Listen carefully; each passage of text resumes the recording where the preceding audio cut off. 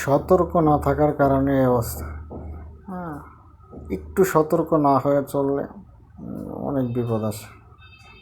বৃষ্টির কারণে জলাবদ্ধতা সৃষ্টি হয়েছে, যদিও পরিচিত রাস্তা, তারপর তো একটু সতর্ক থাকা উচিত ছিল যে পানি রাস্তা দেখা তো যায় না, একটু স্লো গেলে এই সমস্যা হয়তো না। তাড়াহুড়ো থাকতে পারে, সময় স্বল্পতা থাকতে পারে, তারপরও এত বড় রিস্ক নেওয়া উচিত না।